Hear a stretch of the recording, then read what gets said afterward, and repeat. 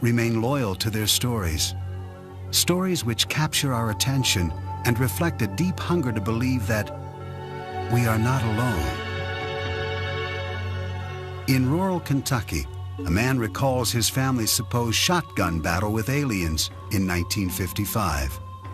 A UFO investigator describes what she believes to be a face-to-face encounter with an alien.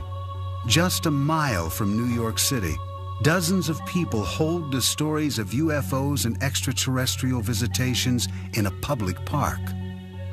And finally, a biblical scholar explains his belief that 6,000 years ago, all of human civilization was influenced by visitors from outer space. The notion of extraterrestrial life, fact or fiction? Or can it only be described as unexplained? In 1955, Kelly, Kentucky, 70 miles north of Nashville, Tennessee, was a peaceful farming community. On the evening of August 21st, deep in the Kelly countryside, a party of 10 people reported a wild encounter with aliens. The Langfords were winding down from a family get-together filled with laughter and card playing. 12 years old at the time, Lonnie Langford says he remembers that night clearly.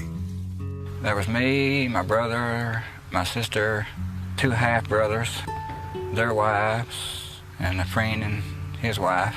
And that's about it, besides my mother. And we just sat around, you know, and talked and played cards. My half-brother's friend, Taylor, he had to go out. You know, we didn't have no inside restrooms back then. And as he was going out the door, he looked up and he noticed this round object. It had lights all around it.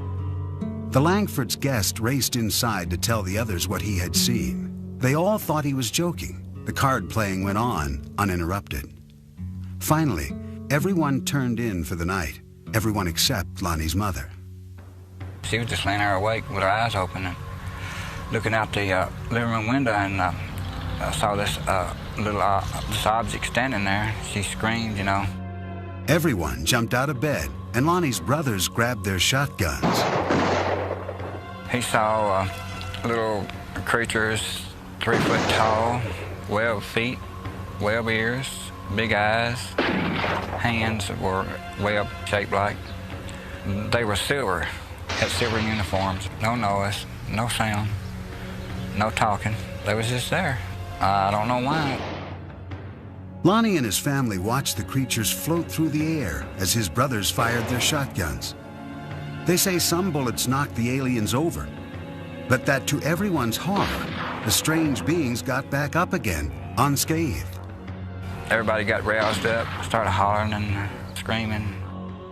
Lonnie's brother headed outside with his shotgun. Just as he was going outside, one of them grabbed him by the hair of the head, and then he jumped on out in the yard and, you know, shot at him. Lonnie Langford said he and his family watched in terror as these glowing beings circled their home. When his brothers finally ran out of ammunition, they brandished their flashlights. The beams illuminated the sky, and to the family's surprise, the silver creatures quickly retreated into the darkness. They wasn't trying to hurt nobody. They wasn't trying to hurt us all. I think they was more scared of us than we were of them. You know, but I was really scared. You know, I'm just telling you the truth. Is Lonnie Langford telling the truth? Or is his story nothing more than a twisted memory from a family gathering gone awry? What we do know is that on the same evening, other residents in the area had reported what they believed to be meteor sightings, accompanied by a strange, machine-like hum. When the Langfords reported their sighting, police officers, state troopers, and even soldiers from the nearby Fort Campbell Army Base arrived to check it out. Kentucky State Trooper Russell Ferguson investigated the incident. He found no physical evidence to substantiate the Langford story. The only thing that we did find was the family there, rather disturbed, very emotional, and swearing that something had occurred in the way of small, silver-looking people with big eyes and big heads trying to get into their house. UFO investigator Philip Imbrogno finds the Langford family's story compelling. He thinks they may indeed have encountered extraterrestrials. It is one of the cases that is actually very convincing, because here you have a family that really didn't care anything about UFOs, and all of a sudden they report that they had these little beings coming on their property and they fire it on them and so on. And to this day, that is one of the cases that convince me that perhaps we should consider that there are extraterrestrials here from time to time that have landed on our planet and interacted with our society. During the time of the Langford sighting in the mid-50s, Americans of all walks of life were enthralled with space-age images. And a new wave of science fiction movies was coming out of Hollywood, many of which were based on the growing anxieties surrounding the Cold War. The local people were influenced by movies and books and magazine articles popular in that particular time, but keep in mind that the people of this area were fundamentally agricultural in background and Protestant in their faith, with some commitment to the fundamental side of faith. Since the Langfords claimed to be devout Christians, is it possible that they had become overzealous from a religious revival meeting that Sunday afternoon? State Trooper Russell Ferguson doesn't think so. He believes they were drunk. I didn't find anything up there except just a bunch of people running amok. They had one specific emotion, and that's from, I think, a pretty wild day. Oh, there was no alcohol there. No alcohol at all, because my mom, she was real Christian and she wasn't allowed in the house. My brothers did drink, you know, but they didn't have anything around the house. There wasn't no alcohol around the house that night. Another explanation for what took place that night involves a traveling circus which happened to be passing through town. I went to our newspaper files and found the showing of the Shrine Circus here at our fairgrounds for 3 nights, Thursday, Friday, and Saturday, prior to this activity at Kelly. It's certainly possible that monkeys were in that traveling troupe of the Shrine Circus, and it is possible that some of them could have escaped. Some people said it was monkeys from a circus. I didn't know that there was a circus at the time, and neither did my family. There ain't no silver monkeys. How can a monkey be silver? If these strange visions weren't brought on by excessive drinking or playful chimpanzees, what really happened? One author on paranormal phenomena, Greg Little, thinks there could be a scientific explanation. This part of Kentucky lies on a major fault line. Little points out that tectonic pressures in the earth can create unusual forms of electromagnetic discharge, strong enough to disorient people. These electromagnetic plasmas have this enormous, powerful electromagnetic field around them. And when a person gets close to this field, it does interact with brain biochemistry. It also produces serotonin, a substance that is biochemically identical to a hallucinogenic drug called dimethyltryptamine, which is a 30-minute LSD trip, which, gee, if you had a 30-minute LSD trip when you were asleep, what would we call that? A dream. Dreams, nightmares, few, if any, will ever be sure of exactly what happened that summer night in 1955. I have no idea why the aliens visit me. Maybe they're just passing over and something got curious and wanted to come down. I don't have no idea. Why do you think God put all those other planets out there and all those moons and all those other suns and just left this one with life on it? All the rest of them out there is without life now. I ask you, if you were suddenly capable of going from here to Mars or the sun or whatever other planet, and you were coming to Earth with all that technology that was available to you. Now, surely to hell you wouldn't land in Kelly, Kentucky, when we've got the nation's capital and all the other big cities and what have you. No, I don't think so. One thing is certain. Lonnie Langford and his family did not go out seeking extraterrestrials that August evening, and the memory has haunted them ever since. There are areas around the world which are known as so-called UFO hotspots because of the frequency of reported sightings. Pine Bush in upstate New York is one of those places. That is what attracted UFO investigator Ellen Crystal. This is where she actively attempts to initiate contact with aliens. Having written a book on her experiences called Silent Invasion, she believes her 20 years of research, including over 1,000 photographs, offers evidence of the existence of extraterrestrial life. It really takes a certain mentality to do it in a cohesive way so that you come away with some research. I mean, there's people like me trying to collect research and successfully doing it and trying to have close encounters where you can use equipment and machinery that actually works and registers. Ellen first began searching for extraterrestrials in the countryside around Pine Bush during the early 1980s. At that time, a psychic told her that she had been cured by aliens during a severe childhood illness. She basically did a reading with me, and she said, when you were 4, you were really sick, and she said, I see the ship above a White House, and they healed you. And I said, well, I was sick. I was sick for 8 months. I thought I was 2. This psychic reading motivated Ellen to pursue her dream of meeting up with aliens. This is her story. She maintains that on August 7th, 1980, she had a close encounter which satisfied her curiosity, perhaps more fully than she had expected. My own stipulation was that I would not walk in a new field that I hadn't walked in already. So I had gone up to actually the first site, which is right up here, about half a mile, and I was standing in the field, and I was turning around, just watching some nebulous lights. I saw a huge bright light go down in the trees right across the street from me. And I wasn't sure what I wanted to do. I kind of thought they were daring me. Ellen took the challenge. She drove from field to field, contemplating her next move. Gathering up her courage, she went back to the spot where she had first seen the mysterious lights. She says that as she aimed her flashlight up into the trees, she saw something that looked like a moth. But when she moved the light down, she saw legs. Legs that appeared to run in place. But the thing ran across the clearing when it could have ducked into any bush. This was the other thing that puzzled me.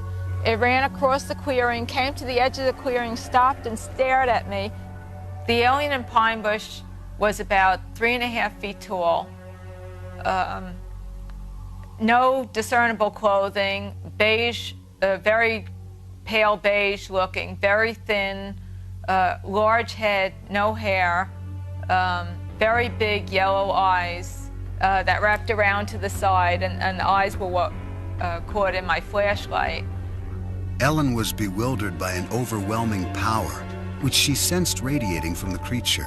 I mean, they look, if you just look at somebody that size, you think nothing, like a child. But then you get this awesome feeling of power.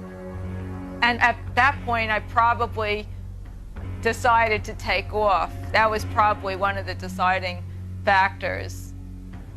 Frightened and exhausted, she drove to a deserted parking lot to rest and collect her thoughts. I just couldn't deal with all the emotion. I was so paralyzed with fear, and I remember my chest like going up and down. I mean, I was totally panic-stricken. I started to sweat. Ellen Crystal kept a journal of this and other experiences that she included in her book. As part of her research, she has developed elaborate theories, all her own, about why these aliens have come to Earth. I think that the aliens have a problem. I think they have a really terminal physical problem. I think the only reason that aliens would be coming here on such a massive level would be if they have a terminal physical problem. and that essentially equates to reproduction, that they may be a race on the edge of extinction.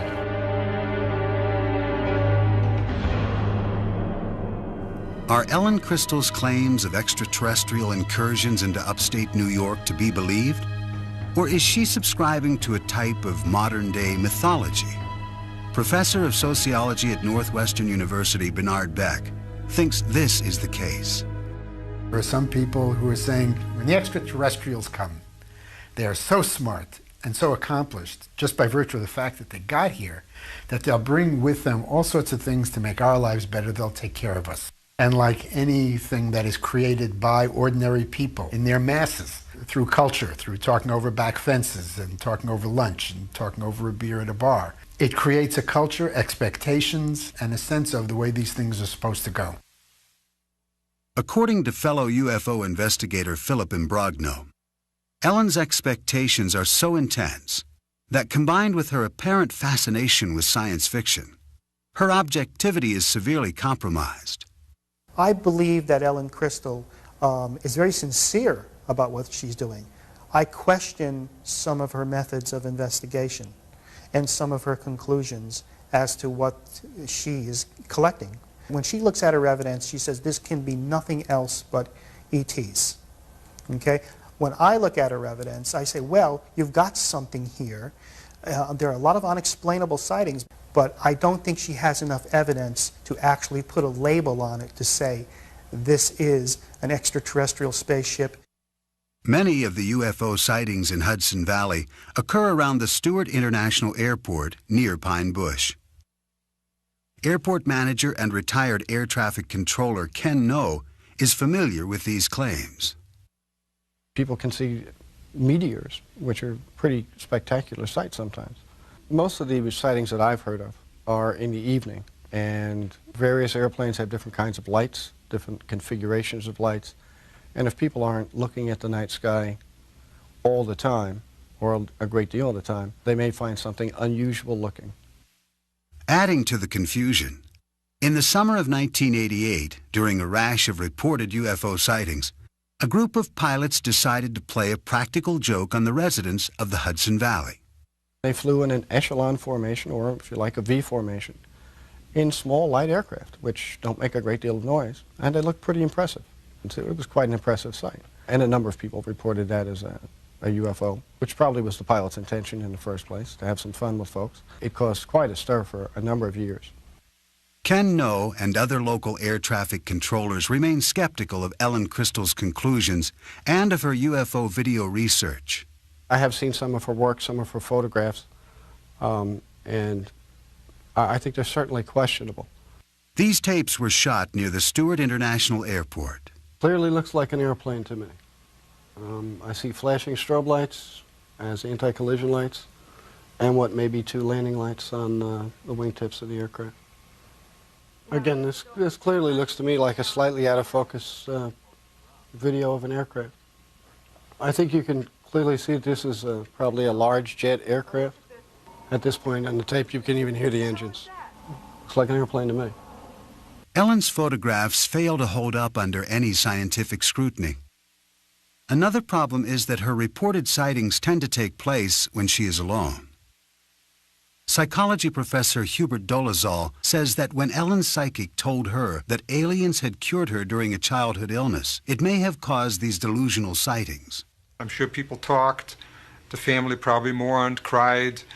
She was probably told she might die, or chances are she perceived that and picked up on it. And then she's told that someone out of the ordinary, someone out of the medical community is responsible for her healing. Perhaps the most important event in her life. She has life. Psychologically, I liken this with someone who finds out somewhat later in life that he or she was adopted, and the terrific human need to make contact. Many UFO sightings are easily explained. Yet when more than one person claims to see the same object at the same time from different vantage points, the reports become harder to dismiss. Hudson County, New Jersey, the town of North Bergen, a middle-class suburb across the river from New York City. Its residents are hard-working, educated professionals who tend to be realists.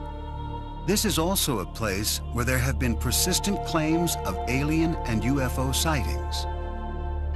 George Obarski owned a Manhattan liquor store and drove the same route back to his home in North Bergen, New Jersey, every night for decades. At 3 a.m. on the morning of January 12, 1975, as he was driving through the local park, his radio reception suddenly became distorted.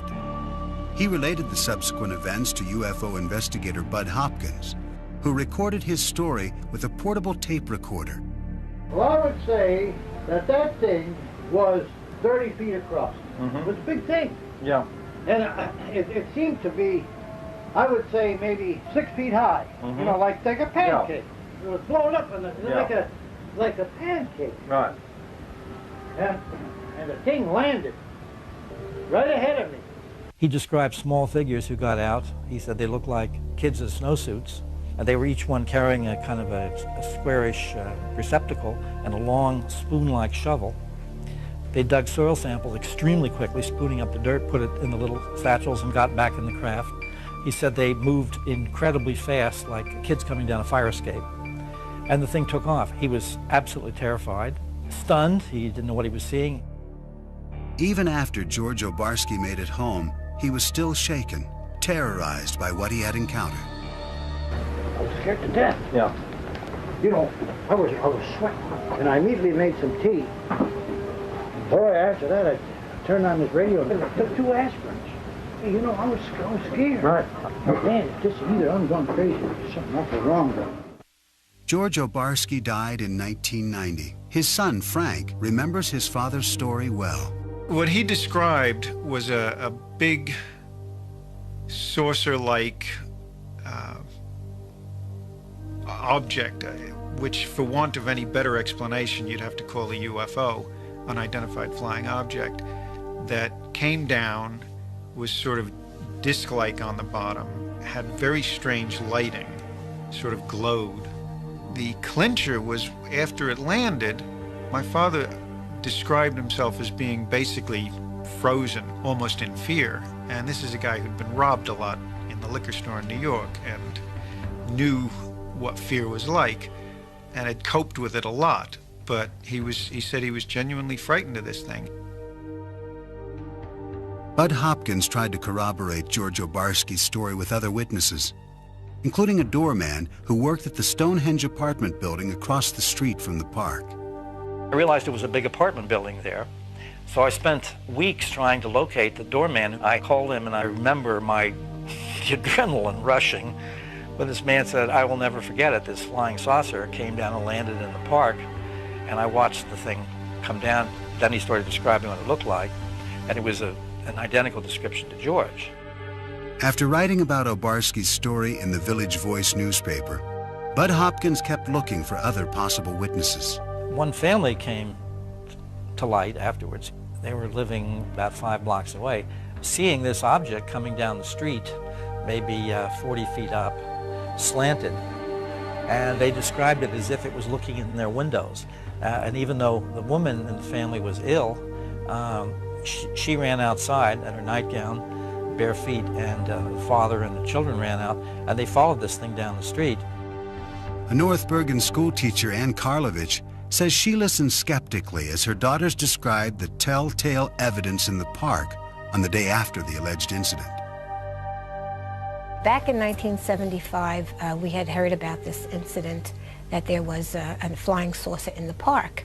So my daughter and her friends went down to the park to see what was going on, and they all kept running back saying they saw rings and burn marks in the grass in the field down near the softball field. And they told me the whole story about broken windows, that the Stonehenge had a large glass facade and it was broken by a beam of light that hit it. The kids were awfully excited about it.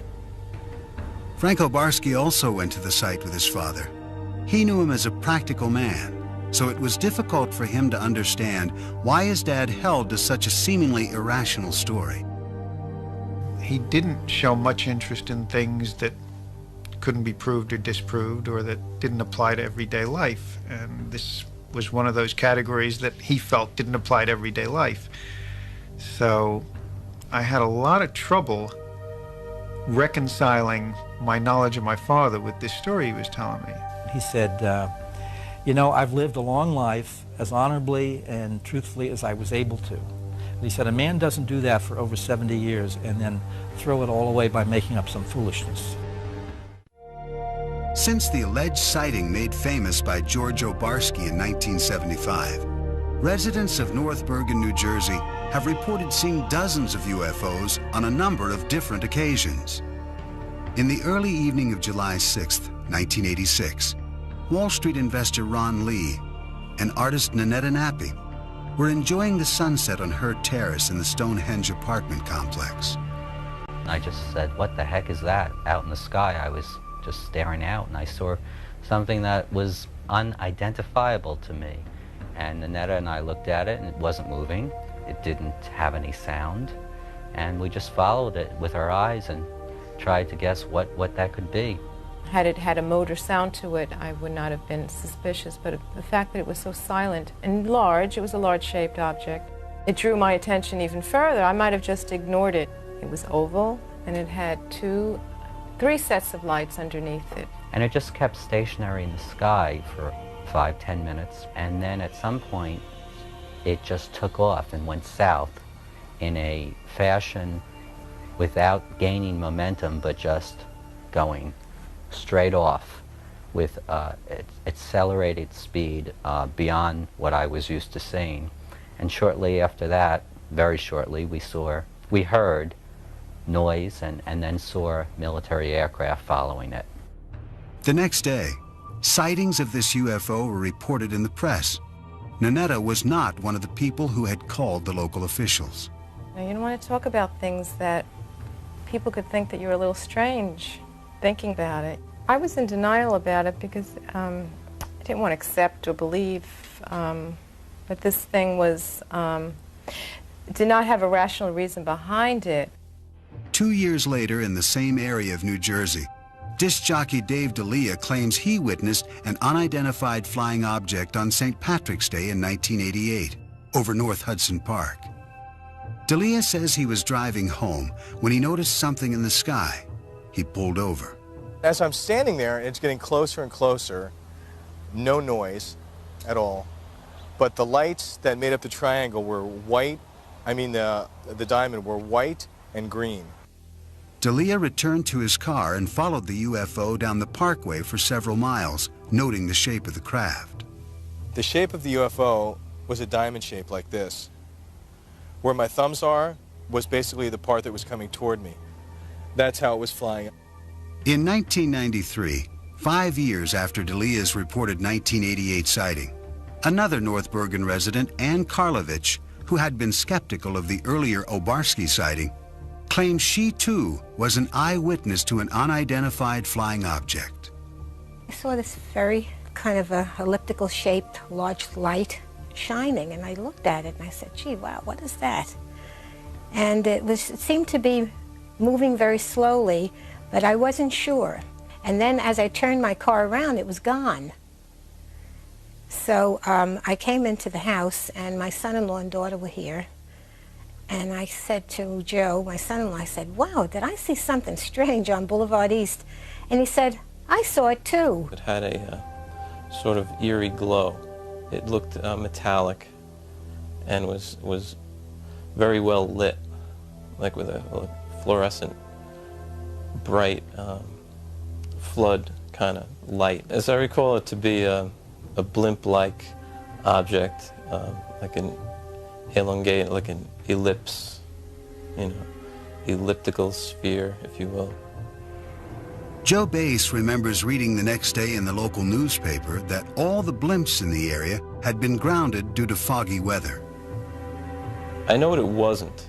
I know that it wasn't some sort of lights on the clouds or a meteor or anything like that. I suspect it was either some kind of government aircraft, some Air Force kind of aircraft that they don't let on that they have, aircraft of this type. It wasn't a plane, it wasn't a helicopter, it was like a blimp type object. It is quite clear that people in this area believe they are seeing UFOs. But are they alien spacecraft? Since World War II, reports of UFO sightings have grown to merit a system of classification, a way to categorize people's claims. This method was developed by an astronomy professor at Northwestern University, J. Allen Hynek. It was he who coined the phrase close encounter of the third kind to describe human contact with an alien. Philip Imbrogno collaborated with Hynek on his final book in 1987. They collected accounts of East Coast sightings, which Imbrogno says number into the thousands. As I began to investigate more cases, I began to realize that I was just touching the tip of the iceberg. Actually, in a period of 5 years, there were 7,000 sightings. Now, they were made by people who are pillars in the community. Police officers, pilots, lawyers, educators, scientists, executives from major corporations, all saw an object that they considered to be larger than a football field flying overhead. Psychologist Hubert Dolezal maintains that UFO believers are mistaken in what they think they are seeing. What we're looking at is a perceptual phenomenon where the background information is either dark conditions or dusk conditions, and where there's very little visual structure against which the object appears. Add to that the question of, does this person have myopia, nearsightedness, and astigmatism, suffers from any other kind of visual defect? And now you're looking at the question of not only unidentified moving objects, but unidentified stationary objects. I know what I saw. That's the only thing I can say. I know I saw something that didn't look like anything else I had seen before.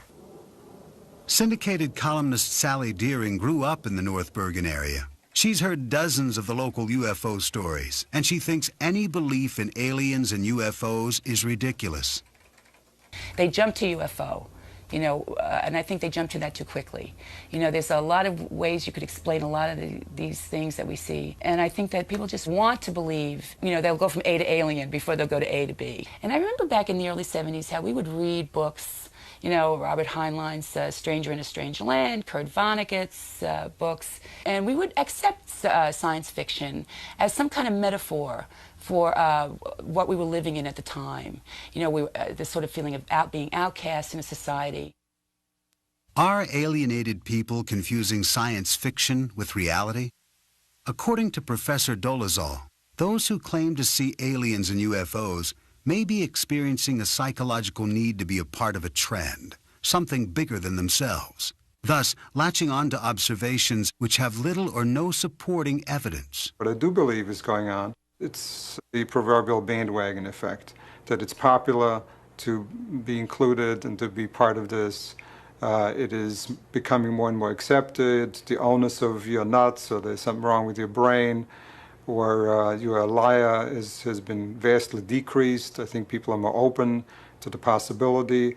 I believe every human being wants to be part of something that is special, that is important, that is exciting. Certainly with the advent of human beings becoming more sophisticated in terms of space travel, our own yearnings to be in space and to populate other planets, I think all of that has fueled, and reasonably so, this entire belief system and movement. Although skeptics like Professor Dolezal give compelling reasons why people think they see things which are not really there, believers remain irritated by the general skepticism they encounter. Franco Barsky is still perplexed by his father's alleged experience. It really bothered him that people thought he was lying about this.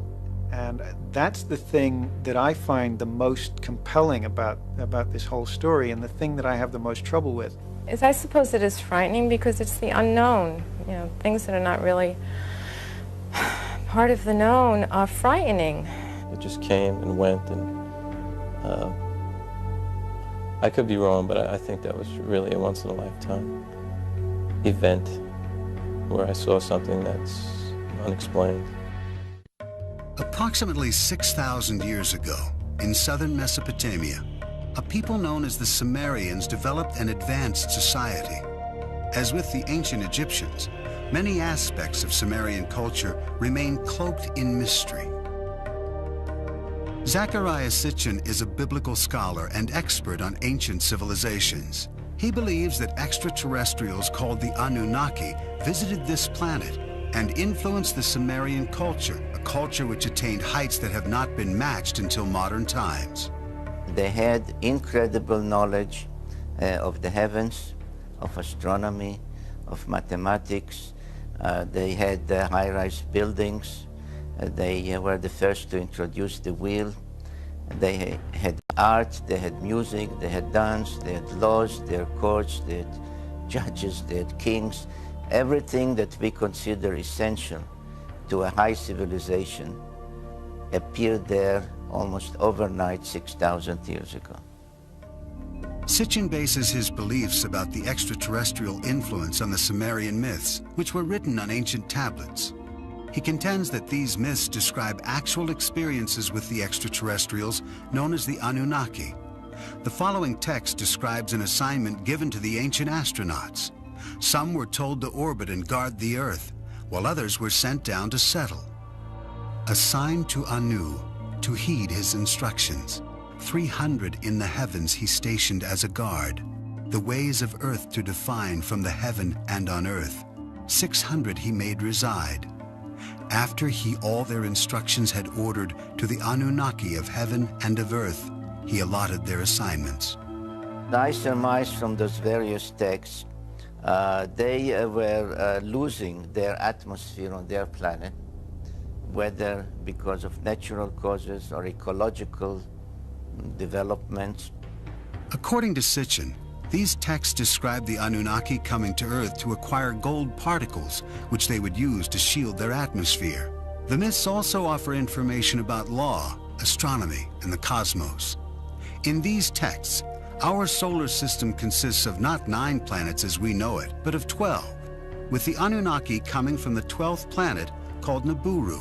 This mysterious planet comes close to the Earth's orbit every 3,600 years. The evidence from those ancient texts, from those ancient depictions, leaves no doubt in my mind that others from another planet were involved not only in our creation by jumping the gun on evolution, the way the Bible states it, but they were involved in giving us civilization for many millennia thereafter.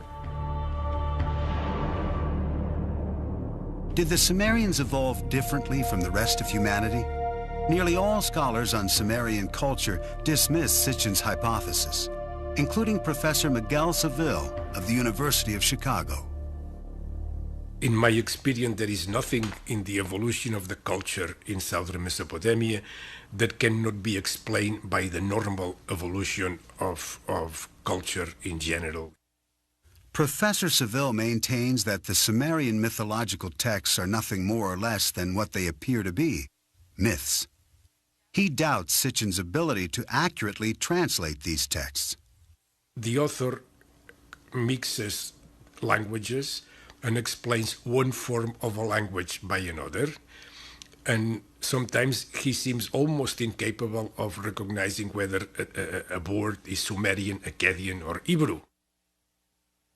Not only do scholars of cultural anthropology like Professor Seville differ with Sitchin's 12th planet theory, there are astronomers who argue against its very premise. I don't think that such a planet would be able to elude our detection for any real length of time, given what we are able to do now, as far as telescopic observations and gravitational studies and so forth. As far as traveling here, I personally don't see any reason why our particular star system would be any more interesting than any other. Of course, new planets are still being discovered, and NASA experts have recently made claims of microfossils on Mars. These findings have led most natural scientists to concede that there is a distinct possibility of life evolving elsewhere in the cosmos. My guess is that if life forms, it forms on the surface of the planet. You have to have a certain temperate climate. You have to have water on the surface or water just below the surface. It's possible that some of these precursors for life, the organic molecules, get seeded onto primitive Earth, say through comets. We know that comets have a lot of organic chemistry going on them. Many astronomers and astrophysicists agree with Professor Novick. And yet if there is advanced life elsewhere in the heavens, even in possession of sophisticated technology, the distances involved in navigating the stars are simply too vast. Maybe there are 10 advanced civilizations in our galaxy, maybe. But if there are, and this is really far-fetched, if there are, they are so far away from us that there is no chance. They are hundreds of thousands of light years away. There is no chance, zero, that we will ever be visited. The best way to describe the distance to the stars, the distances are actually quite vast. The distance from here to the galactic center, we're just talking roughly 30,000 or so light years, I believe. There are those that maintain that the current surge in extraterrestrial sightings is best explained as a substitute for traditional religion. If you take an adherence to a divine being, a god, what a religious belief one may want to adhere to, in the absence of such a religious belief, I think there, or as a supplement perhaps, there may be a need to say there is something more sophisticated, wiser, more technologically advanced. And it seems to me that this is a reasonable supplement to say as a substitute for religious beliefs per se. Our needs are so great emotionally for some kind of religious center, and our fears, our paranoid fears are so great that it's extremely difficult to look at this objectively, and yet that's what we must do. Every era has had its extraterrestrials, except we now have a language that allows them to be extraterrestrial beings, instead of previous eras when they were just strange beings. If all the skeptical scientists in the world would put their heads together just for 1 year and do an in-depth study of this phenomena to find out whether or not UFOs are extraterrestrial in nature, maybe we could come up with some answers instead of being criticized all the time as to whether or not this is a true science. Somehow we as scientists have failed in explaining to people that there are things about the universe that we really do understand. We don't know everything, but we know a lot. And there are things that we can just rule out. And people just don't buy this. And I find that very sad, that the culture of modern science has not really sunk in the culture of our nation. Bud Hopkins believes that if modern science would not completely rule out UFO claims, if they would just investigate a fraction of these sightings, they would indeed reach a larger audience. What I like to say is that an extraordinary phenomenon, which this undeniably is, no matter what your point of view is about it, an extraordinary phenomenon demands an extraordinary investigation. The way science works is that if there were something out there that was credible, if there was real good evidence and things could be followed up and said, yes, in fact, I see what you're talking about, people would love that. If there was anything to it, it would be embraced by the scientific community. Though skeptics will insist that all the thousands of claims of alien sightings do not add up to a single scientific confirmation, people will go on reporting them, asserting with equal fervor that what they saw was real.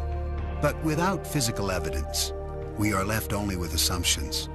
Some choose to believe in the existence of extraterrestrial life, rather than tolerate the uncertainty of the unexplained.